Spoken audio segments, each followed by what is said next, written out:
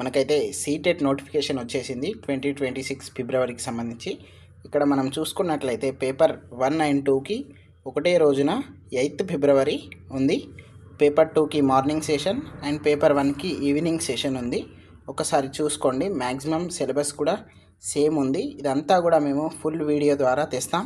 Just ఒక ఇన్ఫర్మేషన్కి మాత్రమే మీకు ఈ షార్ట్ వీడియో అనేది ఉంది. ఇక్కడ జనరల్ ఆర్ ఓబీసీకి చూసుకున్నట్లయితే ఒకటే పేపర్ అప్లై చేస్తే 1 or 2,000 రూపీస్ తీసుకుంటారు. అదే 1 and 2 చేస్తే 1,200.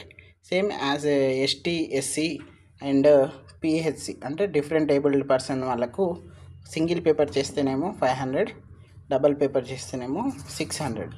ఓకే, ఈ ఇన్ఫర్మేషన్ అయితే మీరు తీసుకోండి. ఇది మనకు సీటెట్ అని కొట్టిన మీకు డైరెక్ట్ వచ్చేస్తుంది.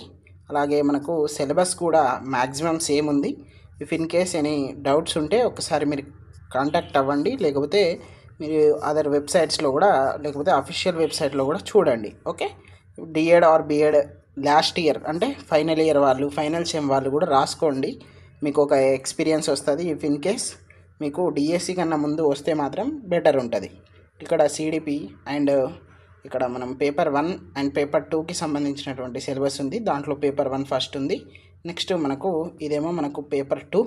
సో ఒక్కసారి చూసుకోండి. ఇంకేమైనా డౌట్స్ ఉంటే మాకైతే కాంటాక్ట్ అవ్వండి.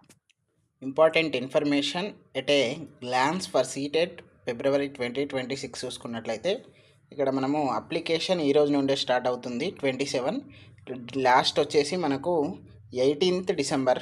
ఓకే, తర్వాత ఎనీ ఎడిట్ అవి కూడా మనం దాంట్లో లోపలనే చేసుకోవాలి.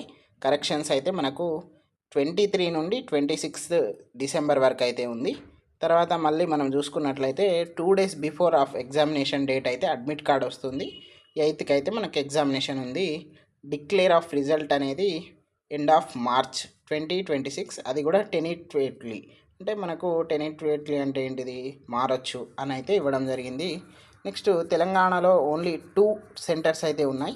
ఒకటేమో మనకు ఇక్కడ హైదరాబాద్ అండ్ వరంగల్. అలాగే మనకు ఆంధ్రప్రదేశ్లో చూసుకున్నట్లయితే ఒక ఎన్ని ఉన్నాయంటే గుంటూరు, తిరుపతి, విజయవాడ, విశాఖపట్నం, ఇవి 4 అయితే ఉన్నాయి. ఇంకేమైనా డౌట్స్ ఉంటే కాంటాక్ట్ అవ్వండి. Okay, thank you.